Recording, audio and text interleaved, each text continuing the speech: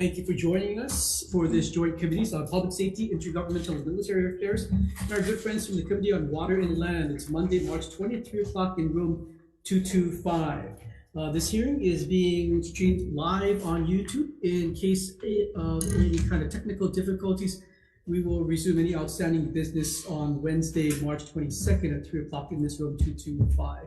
We are going to limit our testifiers to 2 minutes of testimony. We have a number of bills on this agenda. The first being House Bill 1303 HD1 relating to water conservation. First up on our testifiers list is Don Chang from DLNR. Good afternoon, Chair, Vice Chair, committee members. We'll continue with DLNR still on our testimony.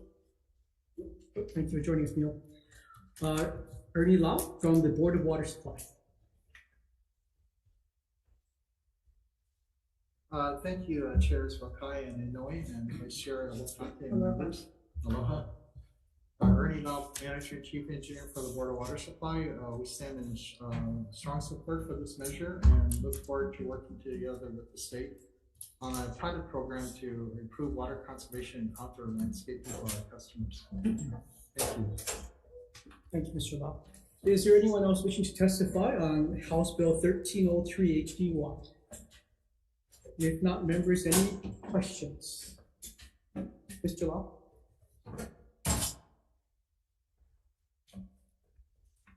I'm supportive of this measure, but I'm wondering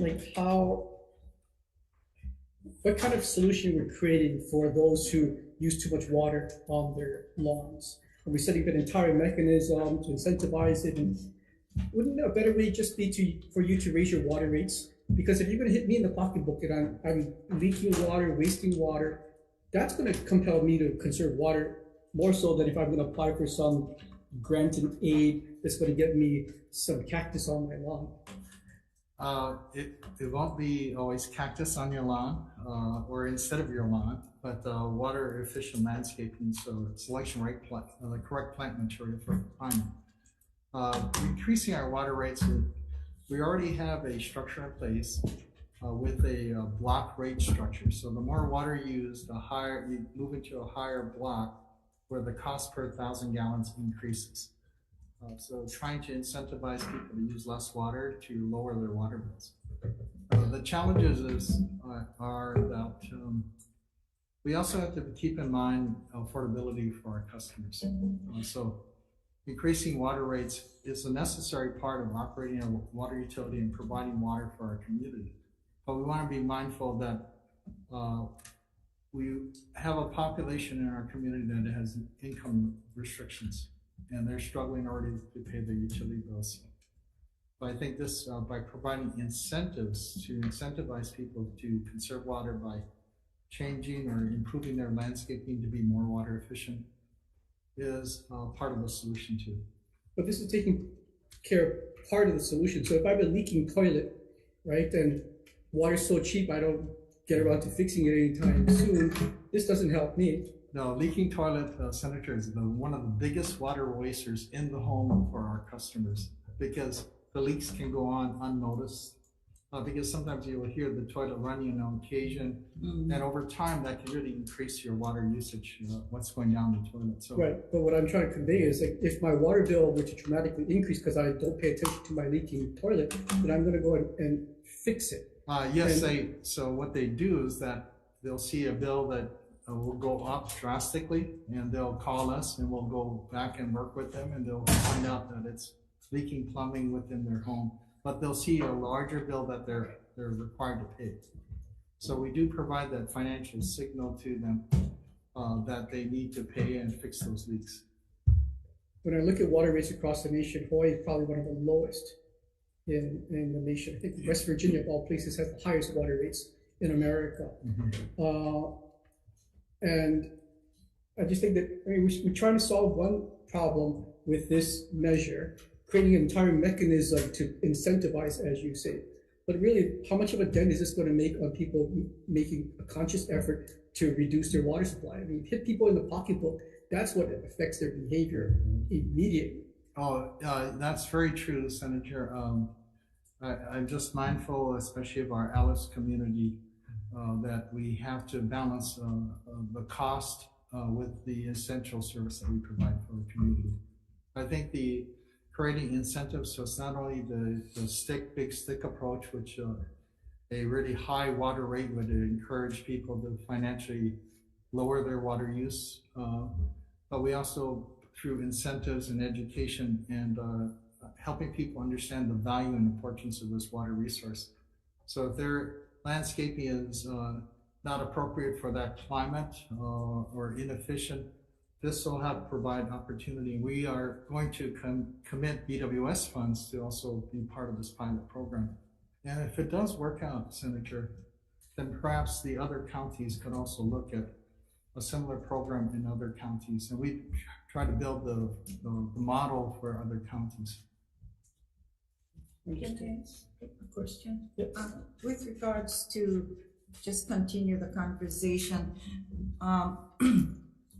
So with this pilot program though, is the goal then to supply residential, the residents with plans, or it's a teaching more on an education side?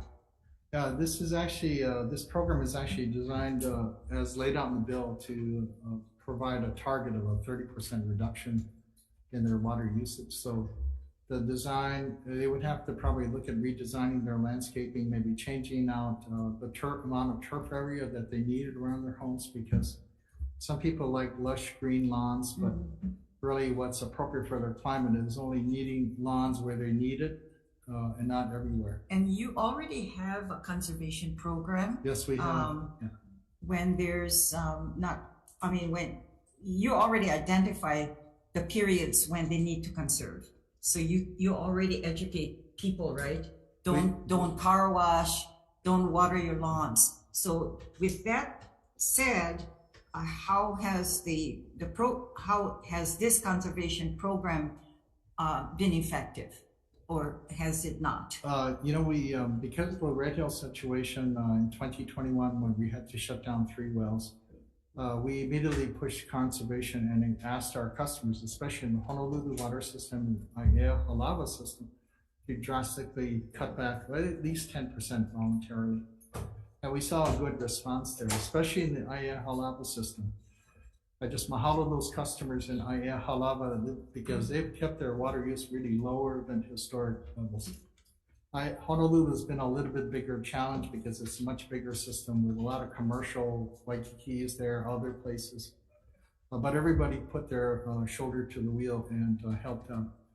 We're going to be in that situation for every summer until we can replace the capacity that we currently have shut off.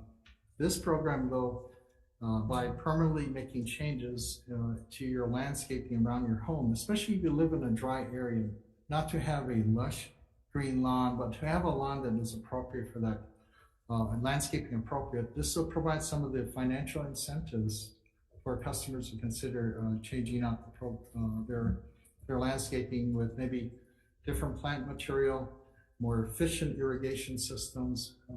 Weather-based irrigation controller, we already provide a $100 rebate for that, but also maybe expanding rain catchment systems. So I think it's a very positive thing. It is something that the other Western states have implemented too as part of their solution for long-term drought. Landscaping is one of the biggest users of water in the home. So I think this is a good program, and we look forward to partnering with the state to try to create a model maybe for the whole state to follow. Is the city also going to contribute and fund this program? Board of Water Supply, we're going to... folks are? Yeah. 40%, right? Yeah, and we're part of the city and county of Honolulu. Yeah. So we already have a rebate program, and we're just looking at expanding that rebate program to include this residential landscaping program here that's envisioned under this bill, and to expand it. Any further questions? Senator Favela? On the water bill and the sewer bill, who gets the money for the sewer? The sewer goes to the Department of Environmental Services in the city and county of Honolulu. They operate the sewer systems. How much percent? All 100% goes to them? The bill is split into 2 components. Right. One is the Board of Water Supply water bill, And the other component is E&B's wastewater bill. The reason why I'm asking this is we're gonna go with this irrigation, incentive. So we're gonna lessen our water usage, but our sewer charges still skyrocket. So right now, not just the water bill that is hurting our consumers, it's the sewer bill. And, you know, the city doesn't tell us their plan, never told us the plan, how much Honolulu is gonna be over $1 billion. Then they talk about rail that's going in a toilet, but what about the toilet that is flushing in my community? That's all the sewer lines are breaking, everything is breaking, all inefficient. People don't realize our sewer treatment plant, Honolulu, we take it all the way from Aiea, Mililani, Kunia, Kualina, Kapolei, all that area comes to Eva Beach. So I've been asking, maybe you can look in this, maybe because you get the ear of the mayor. When are we going to have a community package for our community to lessen not only our water rates, but our sewer fees? Senator, I'd be glad to convey that to them. Thank you. Thank you. Members, any further questions? If not, I'm going to hand it over to my co-chair, Senator Dinoy, for the next few Senate bills. Thank you, Chair. We'll proceed then with HB 892, House Draft 2, relating to small boat harbors, and this appropriates funds out of the Boating Special Fund for 3 full-time equivalent positions under the DLNR to provide security at small boat harbors on Maui. And we do have DLNR.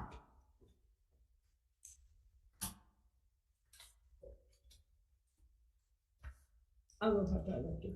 Good afternoon, chairs and committee members. Jason Redula, DoCare Chief. The department will stand on its written testimony in support of this measure, and I'm happy to answer any questions. Thank you. Thank you. We do have. Okay, I think you're the only one. Anyone else here wishes to speak on HB 892? Comments, members? Senator Alafante. Request for Chief Redula. Thank you, Chief. And congratulations to the new DoCare officers. I know Madam Chair was there at the graduation, so that's exciting to see. Thank you. Do you feel that it's also needed on Hawaii Island, Oahu, or Kauai County? Because this particularly pertains to Maui. Frankly, Senator, the focused presence in our harbors is needed statewide. Okay. The harbors are facilities that are open to the public 24 hours a day.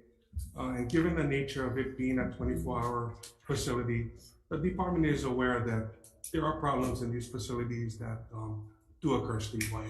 Okay, so you wouldn't be against if we were to open it statewide to other jurisdictions or other counties? No, sir, I would not Okay. be against that. Okay. Thank you. Anyone else wishes to speak to a, yes, Senator Favela. So for this particular boat harbor, what was the previous maintenance and security for the property? What was the previous maintenance and going forward? Because the reason, I mean, I understand there's no problem in us trying to do them island-wide, but it's like anything else. We're going to start in the beginning because it's going to be fixed up and new. But what is the before and now long-term longevity of the upkeep of the harbors? Because that's the reason why majority of them is falling apart because of vandalism, right?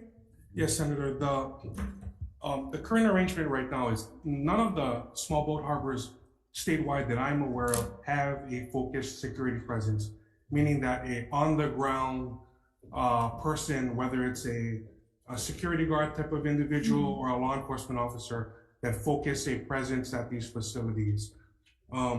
With regards to law enforcement, primarily because these are DLNR facilities, the primary law enforcement agency would be DLNR's Division of Conservation and Resources Enforcement. Thank you, Chair. Okay, thank you. Any further discussions? Hearing none, then shall we move to the next one, Chair? Yep. Okay, we'll proceed then to HB 1511, House Draft 1. This is relating to water resources. It appropriates funds as a granted aid to the City and County of Honolulu Board of Water Supply to plan, design, and construct 7 monitoring wells and an exploratory well. Board of Water Supply, Ernie? Thank you, chairs and members. Ernie Lau, Board of Water Supply. I'm sorry I didn't take off my mask earlier. I have done so now. I just want to say that we strongly support this measure and appreciate the support of the legislature in helping us fund 7 monitor wells. These are all related to Red Hill to actually define the nature and extent of the contamination that may be emanating and traveling across Halava Valley toward our BWS wells. So that we can better understand what's happening, how to treat it, and whether or not we can either safely turn on Halava shaft, Halava wells, or IA wells, or keep them permanently shut off. Right now, there is really a lack of information. The Navy is proceeding to drill wells also, but we feel by installing wells that we have constructed, we'll have full control over the information and access to those wells to sample and test as frequently as we need to. And so this also includes a development of an exploratory well to look at new well capacity or source capacity to replace the capacity currently shut off by the 3 wells shut down. I'm available for any questions. I have a question. Sure. With regards to the region, and I think most of that is also in Senator's area as well, with what happened at Red Hill and between, I guess, Halava area and the Waimalu, how far is it to the next district? Is that Salt Lake? No, it's still far away. None of the aquifers would have anything to do with that region or the closest region to the impacted areas? The Waimalu aquifer sector is adjacent to the Mauna Loa sector, which is Red Hill sits right on the boundary between the two. And we think that there is, based on field data collected, there is a flow direction that either to the west across Halava Valley toward Halava and Aiea, and then into Pearl Harbor with the springs in Pearl Harbor. And there's also, looks like some flow direction into Mauna Loa Valley, which is, I think so before it gets to even Salt Lake, it would hit Mauna Loa first. Yeah, it would go, I think, in the Halava direction or going westward or eastward into Mauna Loa Valley. Moving into Salt Lake, we're not sure, but we do have one exploratory well planned at the district park in Salt Lake. We already have the permission from the Department of Parks and Recreation to drill that well. So these funds would help to finance the drilling of that monitor well. That will help answer the question if there's a flow direction into the Salt Lake area too. Oh, okay. So because of the topography and the geography of the lands, it kind of flows towards the ocean then Pearl Harbor side. Yeah, we think it goes westward and then slowly toward Pearl Harbor.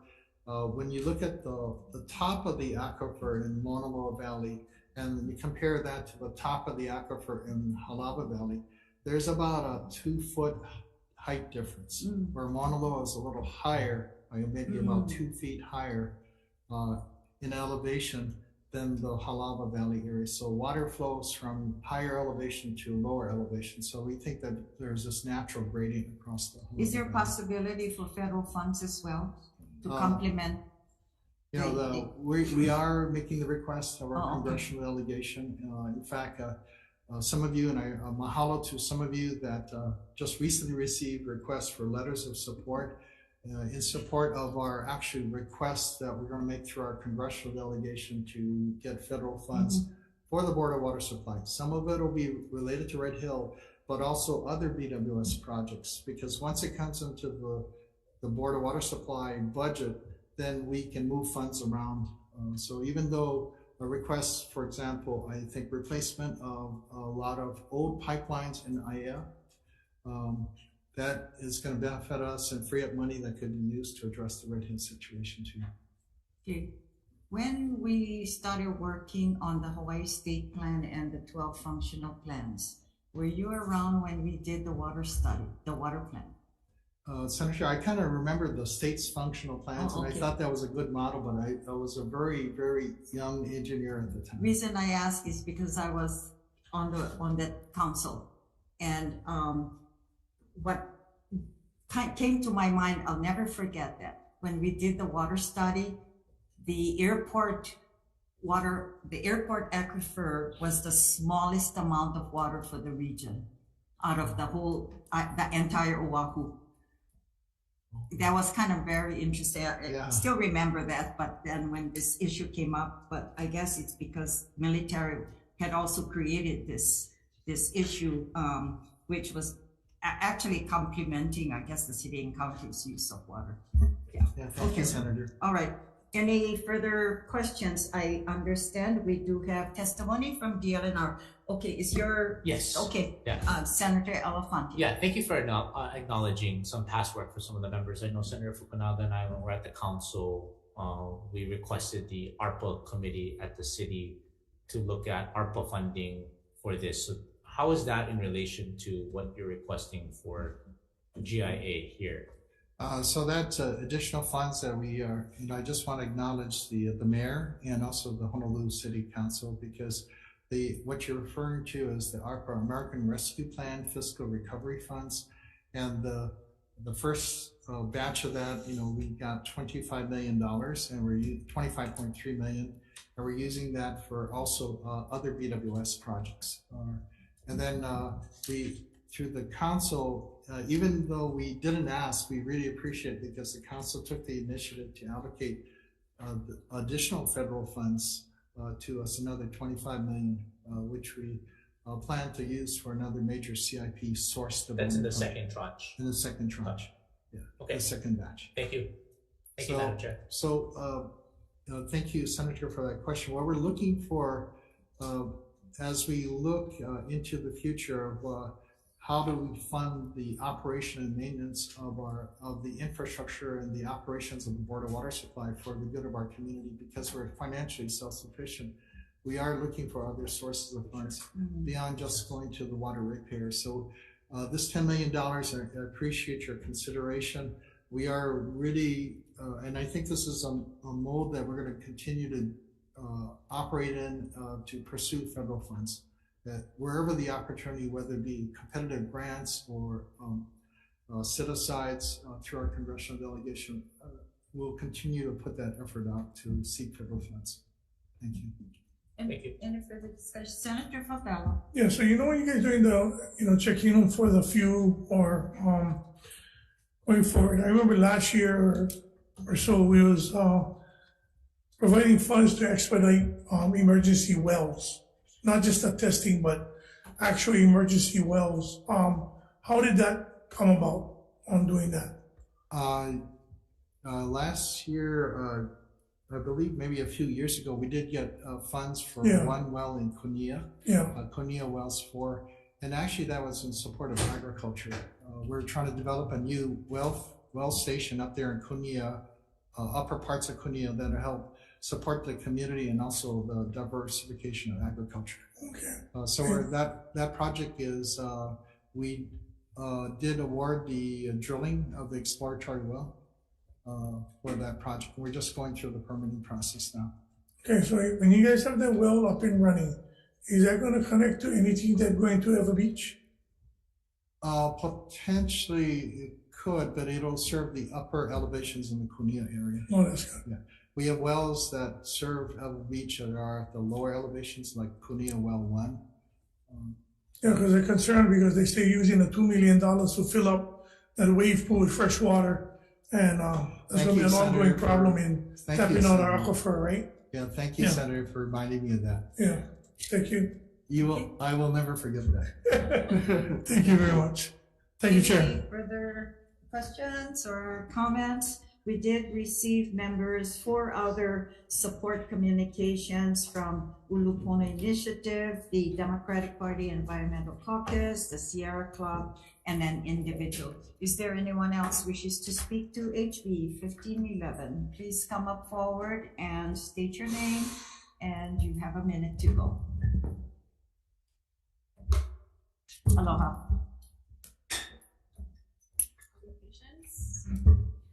Aloha, Chair, Vice Chairs, and the committees. Angela Melody Young testifying on behalf of CARES, and we're just here to provide comments.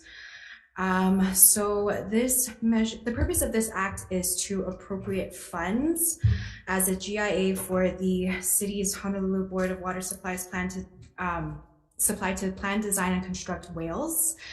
And CARES would just like to provide comments that the measure sets a goal, but it doesn't go into the details about a plan. So, the responsibility is then the board's to outline a plan. We're just providing comments that perhaps it'd be more helpful if a summary of a plan is provided and not just a goal, because the state has access to the research branch. And although in some situations it's better to give the department more autonomy to outline their plan, I think because we're dealing with Red Hill and the, everything that happened with Red Hill, it may be for consideration that the state should kind of outline the plan. And also in relevance to the previous measure, the first measure, about if the Board of Water Supply were to provide a general plan about water efficient landscaping for residential homeowners to replicate, it would be more effective than just outreach and education. Because the water efficient landscaping plan, can also be outlined to include developing a map and location of existing structures, trees, and the water infrastructure. So just to conclude that it may be crucial to legislate into the parameters, a plan to be included. Thank you for the opportunity to testify. Members, if there's no other discussions or questions, we'll go into decision making. Chair. So the first one. Okay. You wanna get off, or you? Why don't we inform our members what we plan to do? Okay. All right. Brief recess.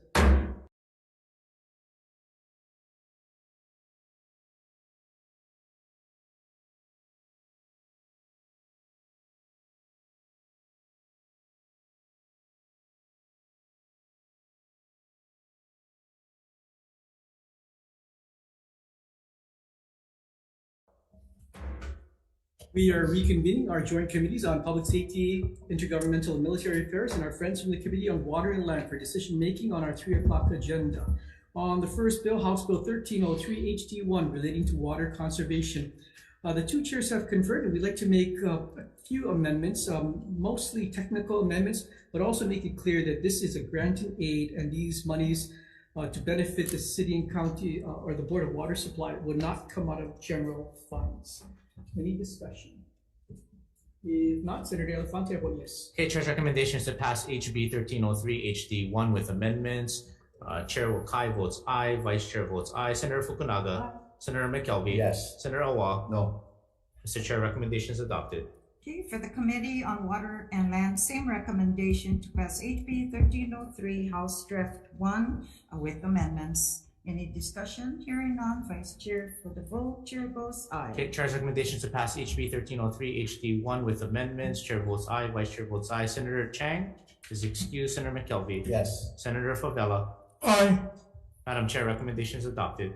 Okay, thank you. For HB 892 House Draft 2 relating to small boat harbors, Chair's recommendation is to pass with the amendment that we will amend the bill to all state small boat harbors, and this is statewide. We'll blank the amount. We'll blank the amounts listed. Any discussions? Hearing none, Vice Chair for the vote for Committee on Water and Land. Chair goes aye. Okay, Chair's recommendations to pass HB 892 HD2 with amendments of the 4 members present. Are there any no votes? Any votes with reservations? Hearing none, Madam Chair, recommendations adopted. Thank you. For PSM, same recommendation passes measure with amendments. Any discussion?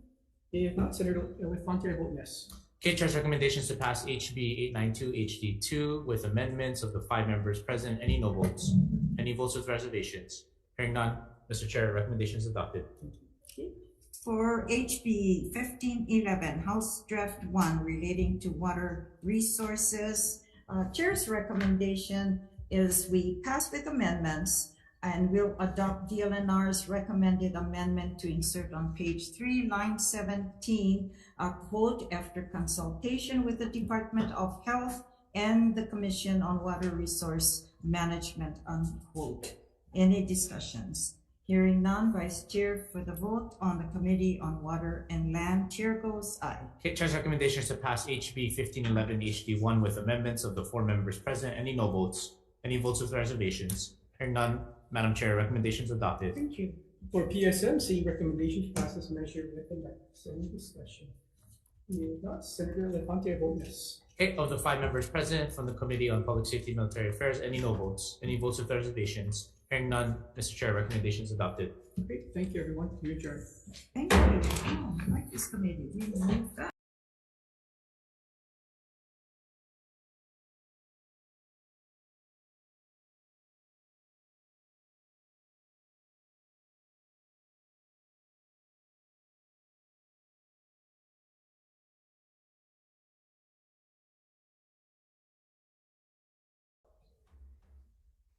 Thank you for your patience. We're convening the Committee on Public Safety, Intergovernmental and Military Affairs for our 301 agenda on this Monday, March 20th. We are in room 225. We have one measure on this agenda, that is House Bill 981 HD1 relating to criminal history background checks.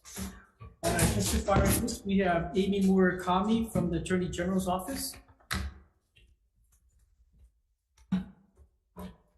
Good afternoon, Chair, members of the committee.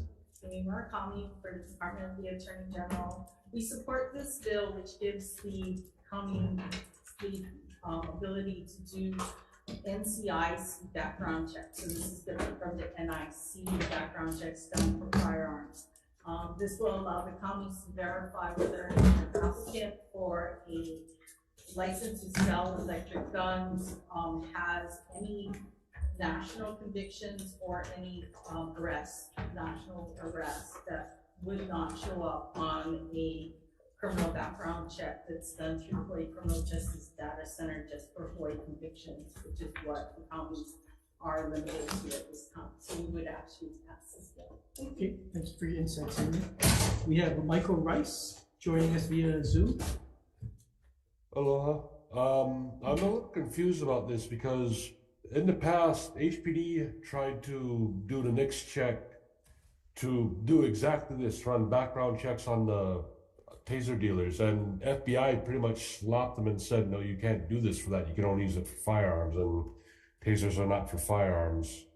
So I'm kind of curious what this bill is supposed to do, because as I said, they can't use NICS for the background check. They're gonna have to do it through a different system, which they're already doing it. So what does this accomplish? Other than to just make more work for HPD, or not just HPD, but the different county police departments. I sign the rest of my testimony. Thank you, Mr. Rice. We have Marcus Tanaka, might be joining us via Zoom. Not present on Zoom, Chair. Okay. Is there anyone else wishing to testify on House Bill 981 HD1? If not, Amy, can I ask you a quick question? So you just heard Mr. Rice's commentary about the FBI doesn't allow for this national database to be used for electronic guns. Is that correct? Or they would not allow the NIC mix, so that's National Instant Criminal Check, which is for firearms only. So that is why it would not be allowed to be used for the electric guns. But the FBI maintains several different computer criminal history databases. One is NICS and one is NCIC, which is the database that the FBI, if they approve our statutory language, would allow the county police departments to utilize. Okay, sorry, I got all mixed up with all the acronyms. Yes. So there's NICS, and what you're purporting or to promote is NCIC. Correct. Okay, that was my No, further confusion. is Okay, members, any further questions? Good question. So you said the FBI would have to approve the statutory language, would have to approve this bill? Because the, databases are run by the FBI, they of course always have the final say, as to whether or not they would approve the use of their databases. Shouldn't the AG's office send them the proposed bill first and get their approval before it's introduced to the legislature and goes through all of this stuff, only to wait on them to say yes or no? So we can, and we have, done that, but even though, so what happens is, if it goes up for review, they'll give us preliminary approval. That does not mean that even if the exact same bill is passed, that they will give approval at the end. They can change their mind even after giving preliminary approval. How many other states have gotten approval? I do not know if anyone else has ever asked for the ability to do background checks for electric guns. We have, the NCIC is used for things like background employment checks for, daycare center workers and whatnot. So there is always that precedent where they have allowed it in similar situations. So we would be the first state in the nation to do this. I cannot using this database. I cannot say that for a fact. I'm sorry, Senator Kelby. I do not know for sure whether or not any other states do what they do for licenses. There are a couple other states that do require licenses for electric guns, but ours is different, right? This is for the sellers. There are other states that require permits to actually own the tasers. But we're limiting ours to the sellers. But this database you're talking about isn't applied in any other state for electric gun sellers, right? It's for, you said the criminal, other things. Oh, okay, I'm sorry if I'm confusing. I do not know if any other state currently is using NCIC background checks for sellers of electric guns. I do not know. Can look for it and let you know if that is in fact the case or not, but I do not know who else is currently, what other states are currently doing regarding background checks. Okay. All right, thank you, Chair. Any further questions? If not, we'll take a brief recess prior to taking our vote.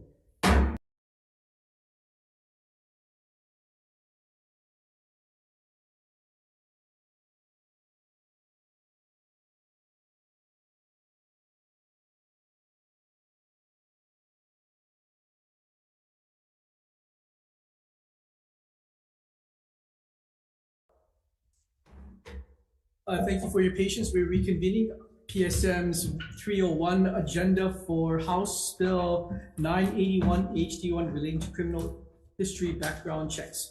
The chair has conferred with our members and all of us would like to defer this measure. With that being said, we are adjourned.